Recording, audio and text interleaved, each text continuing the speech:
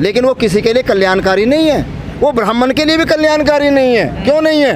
कि ब्राह्मण उसमें किसी राजा का पुरोहित तो हो सकता था, लेकिन राजा नहीं बन सकता था। लेकिन बाबा साहब की वजह से पहला प्राइम मिनिस्टर पंडित जवाहरलाल नेहरू ब्राह्मण ही बने।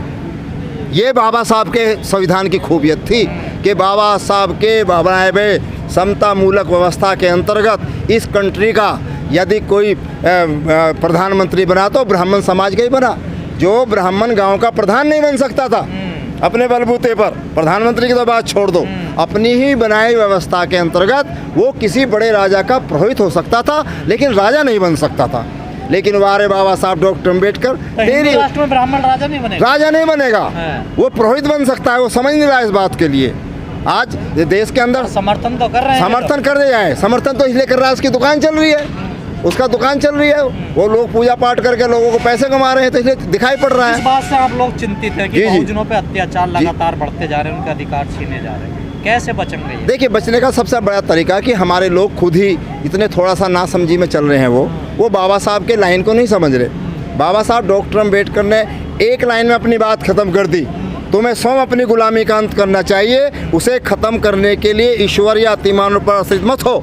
तुम्हारी मुक्ति राजनीतिक शक्तियों में अंतर्निहित है, न कि उपवासों की परिपालना में। पर राजनीति तो कमजोर होगी। हाँ, तो यही तो कह रहे हैं कि उपवासों की परिपालना में वो अपना समय खराब कर रहे हैं। बहुत से लोग हमारे जो तीर्थ यात्राओं में भटक रहे हैं, कहीं कहीं जा रहे हैं, तो उनको रोकने का प्रयास। आप कांवड़ में बहुत लोग कम हो गए हैं, अब जाना कम कर दिया बच्चों ने, सबको रोका जा रहा है। उनको बताया धर्म को कमजोर कर रहे हैं। नहीं, हिंदू धर्म की बात नहीं है, बात यहाँ हिंदू धर्म की नहीं है। हिंदू धर्म नहीं है तो सुप्रीम कोर्ट ने भी मना कर दिया, और मोदी जी भी कुछ कह रहे हैं। सनातन धर्म, वैदिक धर्म कोई बोलता नहीं है, वो तो एक सांस्कृतिक वो है। आप लोग मंदिर में जाने को मना करते हैं, पूजा पाठ नहीं, मंदिर में वहाँ जाए ना जहाँ सामाजिक समानता हो, जहाँ आज भी जाति पूछी जाती है किसी के प्रवेश से पहले। कुछ जो चीज़ सबके लिए खुली हो, नल है सबको पानी देता है, सबको पानी देता है, नल पर हर आदमी जाता है। विद्या के विद्यालय हैं, सब जगह जाएंगे, सब जगह जाने का प्रयास होगा। तो ये जो ऐसी चीज़ें हैं कि जहाँ हर आदमी नहीं जा सकता, अभी कहीं कहीं बोर्ड लगा देते हैं कि यहाँ ये नहीं आएगा, यहाँ वो नहीं आएगा, तो ये क्या है? ये इस तरह की व्यवस्था किसी के भी राजनीति बहुजनों की धरातल पे चली गई है, उभार आप नहीं। ये ऐसा होता है कि जब उतार चढ़ाव होता है तो कुछ ना कुछ खामी होती है, उसके बाद उभार आता है। तो ये सुनामी अंदर चल रही है। इस आम बहुजन आंदोलन का जो आज यहाँ पर हो रहा है नंदन नगरी में, ये यहाँ पर इस माहौल में, ये इसी का वो है कि वो दोबारा से सुनामी बन के उभरने जा रही है। और 2024 के चुनाव के अंदर इस देश के, इस कंट्री के अंदर एक बात सहमत होना पड़ेगा, और बहन कुमारी मायावती को प्रधानमंत्री प्रोजेक्ट करना पड़ेगा, बनाना पड़ेगा। ये सबकी मजबूरी है आज की डेट में, मुस्लिम हो, माइनॉरिटी, कुछ भी एक बचा, एक नंबर एक ही होता है। वो नंबर एक ही थी, नंबर एक ही है, वो आज भी नंबर एक ही है। खत्म हो नहीं, गलत कह रहे हैं, ऐसा कुछ नहीं कर, खत्म कुछ नहीं होता, खत्म कभी भी कुछ नहीं होता। हिटलर ने वहाँ पर यहूदियों को मरवा दिया था कि खत्म हो गए, कोई यहूदी खत्म हो गए? जर्मन में खत्म हो गए क्या? तो कोई खत्म नहीं होता ऐसे किसी के मारने से। और कोई विचार, ये तो विचार आइडियोलॉजी पर आधारित है, और आइडियोलॉजी हमेशा काम करती है। तो कह रहे हैं बहन जी आइडियोलॉजी से भटक नहीं, बहन जी कोई कभी नहीं भटकी, वो आज भी अपने पर कायम है। यदि कोई भागे हैं 2007 से 12 तक जो बहुजन समाज के लीडर थे, जिन्होंने मलाई चाटी, जो पदों पर रहे हैं, वो चाहे वो कोई भी हो, दलित हो, पिछड़े हो, मुझे नाम करने में कोई गुरेज नहीं है, चाहे मौर्य साहब हो, कोई भी हो, चाहे कितने भी लीडर हो, वो सब इसलिए बीजेपी में गए हैं ताकि उनकी संपत्ति की जांच ना हो जाए। क्योंकि ना गलत कह रहे हैं वो, ना नहीं, बाबा साहब का मिशन वो नहीं भूली हो, वो पूरे बहुजन समाज की लाज है एकमात्र। क्यों जी? बहुजन समाज के इतने लीडर हैं, महिला तो एक ही है पूरे देश और दुनिया में, एक बहुजन महिला है जो लीडर है, बाकी तो सब पुरुष ना, वो तो पुरुष हैं। महिला एकमात्र है जो राष्ट्रीय और अंतर्राष्ट्रीय स्तर पर है। इसलिए क्या हम दलित बहुजन समाज के लोग एक महिला के लिए अपना वो नहीं कर सकते, कुर्बानी नहीं दे सकते? उनको लीडर नहीं मान सकते क्या? उनके झंडे के नीचे नहीं आ सकते क्या? नहीं, कहाँ मान रहे हैं? गठबंधन करते हैं तो उनके लोग वोट नहीं देते। डिम्पल को हरवा दिया यादवों ने वहाँ पर।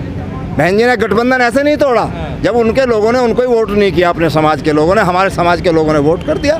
तो ये बड़ी विडंबना। सही है, बहन जी मिशन पे बिल्कुल सही है, वो नंबर 1 है और बिल्कुल सही है। उनके लिए सब चीज उन्होंने क्या नहीं किया? देखिए 5 साल की सत्ता में मान्यवर काशीराम आय योजना के अंतर्गत इतने मकान बनवाए। मोदी जी अगर 5 साल 10 साल फ्री में भी मिले, सब चीज़ मिले, और इतने बड़े बढ़िया मकान बने हैं कि आज वो शायद मुझे लग रहा है कि वो उन पर ध्यान भी नहीं दिया जा रहा बहुत जगहों पर। ऐसे भी स्थान है 1 लाख सफाई कर्मचारी भर्ती करे, किया ना किया, उसमें सब वर्गों को प्रतिनिधित्व दिया गया। क्योंकि देश का यदि गंदा सब कर रहे हैं तो झाड़ू लगाने भी सभी आएंगे, केवल एक समाज नहीं आएगा, केवल वाल्मीकि समाज या हमारा समाज झाड़ू नहीं। बहन जी ने कहा नहीं, हम इसको सफाई के काम को सभी के लिए खोल रहे हैं, जिसे अप्लाई करना करिए। आरक्षण लगाया, हमें कितने मिले? 23,000, 77 तो बाकी को मिले ना, पिछड़े को समाज में। तो वहाँ पर समाज के सभी लोग आए हैं, लेकिन बेईमाना कर रहे हैं। वो सफाई की नौकरी ले झाड़ू नहीं लगा रहे। तो जो वर्तमान स्थिति चल रही है उससे हम सहमत नहीं उससे हम सहमत नहीं हैं। वो बहुत चीज़ें अपने आप में कहते हैं कल्याणकारी कर रहे हैं, लेकिन कल्याणकारी चीज़ें समाज के समझ में तो नहीं आ रही किसी के भी। वोट मिल रहा है उनको, देखिए वोट तो अब आ जाता होता, उतार चढ़ाव चलता रहता है, सब चीज़ें, ये सब चीज़ घटती बढ़ती रहती है। अच्छा, उतार चढ़ाव है, ये उतार चढ़ाव चल रहा है, ये लोगों को भी समझ में आ गया है। उदित राज जी को देखिए आप, जिन्हें रामराज पहले कहा जाता नाम था उनका, उदित राज देखिए, वो बहुत बड़े अम्बेडकरवादी थे, बहुत बड़ा नाम ले रहे थे, लेकिन छोटे देर में भटक गए। अब कौन नाम ले रहा जी उनका? लाखों लोगों को एड्रेस करते थे वो, आज कौन सुन रहा उनको? रामदास अठावले जी कौन सुन रहा जी उनको? तो दूसरे खेमे में जाकर बहन जी का तो हो जाएगा ना, बहन जी का सम्मान आज भी बहुजन समाज का 12-13% वोट वहीं खड़ा हुआ, गरीब समाज वो बिल्कुल चट्टान की तरह खड़ा, हिला नहीं है। हिला कौन है?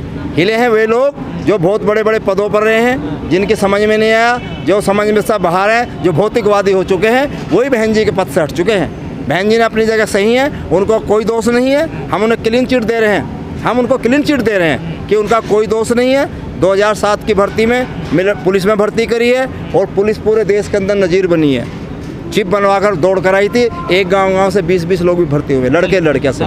देश में जो इस समय बहुजन समाज, महिलाओं के साथ, माइनॉरिटी के साथ जो कुछ भी आज हो रहा है, दिख भी रहा है, वो उसको कैसे रोका जाए, ये बहुजन एकता कैसे स्थापित हो, इसके लिए सम्मेलन आज यहाँ पर आयोजित किया गया। क्या हो रहा है बहुजनों के साथ? बहुजनों के साथ अब आप भी देखिए कि कुछ इस तरह की जिससे हमारा समाज आगे बढ़ा है, उनको ही कम किया जा रहा है। हमारे समाज की जो भी तरक्की हुई है वो सरकारी सेवाओं पर से हुई है। सरकारी सेवाओं में आने के बाद, एजुकेशन लेने के बाद जो लोग भी सेवाओं में आए हैं, उन पर उनमें चमक आई है। आज गवर्नमेंट ने इसका तरीका निकाल लिया है कि इन इंस्टीट्यूटों को ख़त्म किया जाए।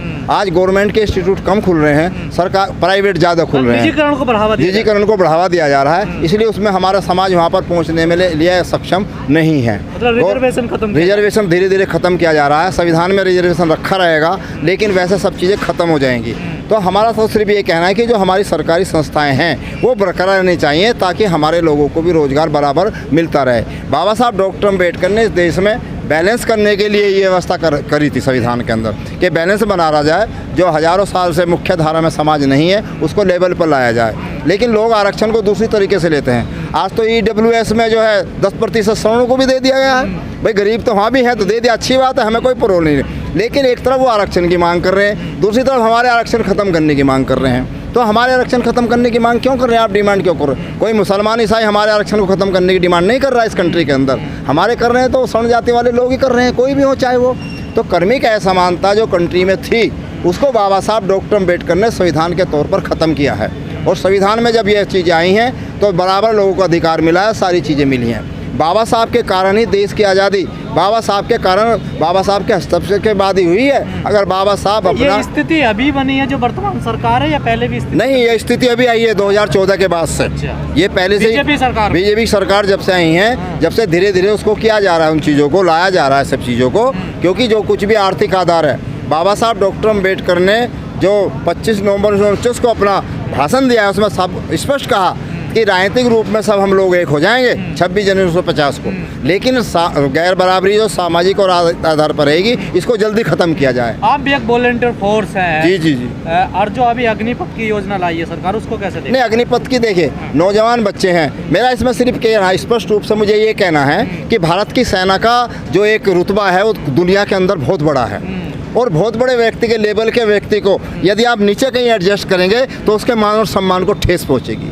मेरा अपना व्यक्तिगत सुझाव है, यदि गवर्नमेंट ये बोलती, यदि सरकार ये कहती कि इस तरह की भर्ती हम CRPF, BSF जो केंद्रीय बल हैं, उनमें करते मिलिट्री फोर्स हैं, जो पैरामिलिट्री फोर्स हैं उनमें अपने नौजवान बच्चों को रखते हैं, और उसके बाद जो बच्चे होंगे उनको फिर कुछ परसेंटेज के तौर पर हम भारतीय सेना में भेजेंगे, तो उनका मान सम्मान बढ़ता। ये तो इस तरह हुआ, मतलब उल्टा कर दिया। ये तो इस तरह हुआ जैसे कोई मान लीजिए, सपोज कीजिए, मुझे कहना भी नहीं चाहिए लेकिन मंच है तो मैं बोल भी रहा हूँ इसलिए, अगर भारत के राष्ट्रपति सर्वोच्च पद पर हैं और वो काम करने लायक हैं, कोई उनको कहने लगे कि साहब आप किसी स्कूल में क्लर्क की कर लो या कोई किसी चीज़ कर लो, तो उनके मान सम्मान के खिलाफ होगी। रिफॉर्म है ये सेना में। नहीं तो भाई देखिए, सेना का अपना अलग वो है, सेना अपने आप में एक बहुत ही बड़ी, हमारे देश की सेना का बहुत बड़ा मनोबल है, पूरी दुनिया में नाम है उसका अपना। तो कैसे मनोबल टूटेगा? मनोबल टूटेगा इससे सेना का। एक 4 साल का, जो 4 साल का पीरियड है बहुत कम होता है, शॉर्ट को होता है, उसकी ट्रेनिंग में इतना समय लग जाता है, एक कमांडो को बनाने का इतना समय लग जाता है। तो हमारा यही कि सरकार इसमें परिवर्तन करे, जो नौजवान बच्चे हमारे आज सड़कों पर हैं उन्हें रोकने का यही कारण है। इसे मिलिट्री की बजाय आप पैरामिलिट्री फोर्स में उनको भेजिए पहले, इसे कह सकते हैं अनिवार्य सैनिक भर्ती जिस तरह चलती है, इसे पहले वहाँ पर तो इस्तेमाल करिए इन लोगों को, बच्चों को, इनका जज्बे को बरकरार रखें और इनको फिर आर्मी की तरफ ज्वाइन कराएं। किसी को नेवी में भेजिए, किसी को थल सेना में भेजिए, किसी को वायु सेना में भेजिए, तो ये चीज़ थम सकता है, आक्रोश भी थम सकता है ये चीज़। तो देश में कल्पना चल रही है हिंदू राष्ट्र की। नहीं, हिंदू राष्ट्र तो देखिए ऐसा है, ये कल्पना होती है सिर्फ एक तरीके की। ये हिंदू शब्द जो है ये एक भौगोलिक उसका ही है, जैसे भारतीय, ये बाहर का विदेशियों का ही दिया हुआ शब्द है, उसको आम आदमी में इस्तेमाल करते हैं यहाँ पर। तो हिंदू राष्ट्र या हिंदू चीज़, ये तो बाबा साहब का इनको वो मानना चाहिए, सम्मान करना चाहिए। क्यों करना चाहिए कि अब से पहले, आज़ादी के से पहले इस देश के अंदर हिंदू कोई पहचान ही नहीं थी, गैर हिंदू बताया जाता था। मुस्लिम अंग्रेजी शासनकाल में इनको गैर हिंदू बताया जाता था। हिंदू राष्ट्र बनने का दिक्कत क्या है? नहीं, हिंदू राष्ट्र में उसकी परंपराएं जो रहेंगी वो कर्मिक असमानता पर होंगी, वो तो उनकी बनाई व्यवस्था में वो खुद ही। अच्छा, वर्ण व्यवस्था, देखिए वर्ण व्यवस्था पर, उस वर्ण व्यवस्था को उस समय जो हिंदू राष्ट्र वर्ण व्यवस्था पे आधारित, वर्ण व्यवस्था पर आधारित है कि सबका अधिकार अपने अपने खेमे में रहेगा।